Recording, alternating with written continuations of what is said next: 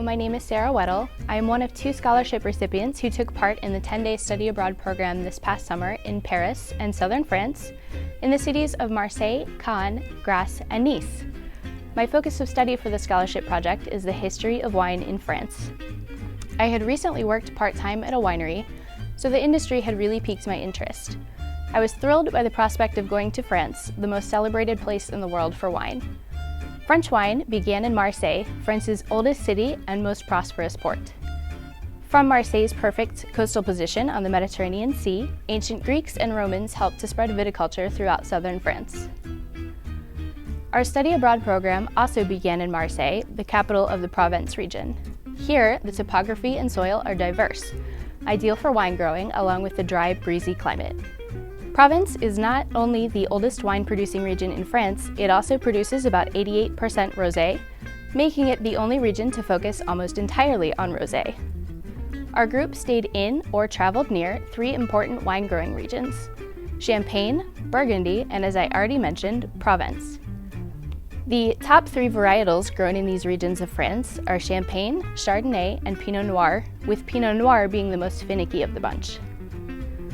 France remains number 1 in current traditions of wine and in the history of wine, but is now the 3rd largest producer in the world. Champagne is exported to more than 190 countries, where it is the prized 13% of the world's sparkling wines. Impressive considering that all Champagne comes from a mere 4% of French vineyards. Burgundy being as well known as Bordeaux, these 2 regions produce some of the most exclusive and popular wines in the world. The top 2 grape varieties produced here are Pinot Noir and Chardonnay.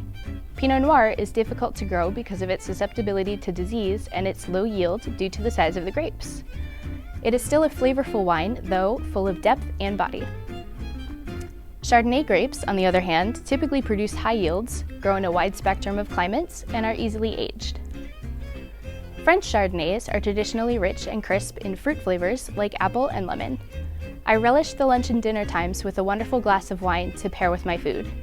Each wine having been carefully selected for that particular bistro by the sommelier, I knew that no matter which wine I chose, it was going to be phenomenal. Versailles was by far my favorite historic site. The palace and its grounds were breathtakingly vast. I especially enjoyed visiting Marie Antoinette's Petit Trianon on the property. After going inside, I walked behind it with our geography professor guide, Letitia, and a few others from our group who found a gorgeous white gazebo. We sat there to rest a while. It was cool in the shade and the view absolutely stunning, a stream running past with a swan making its way downstream. Aside from my research, I tried to savor everything I was absorbing from the total experience of being in southern and northern France. Words cannot fully express how much I learned from this short-term study abroad program to France. All in all, it was amazing, inspiring, and refreshing, offering me new, expanded horizons. I feel lucky and grateful for having seen and experienced French culture firsthand. I'm looking forward to going again and hope to stay an entire summer or semester, particularly in southern France to further my education and deepen my knowledge of French wine, history, and culture. Thank you.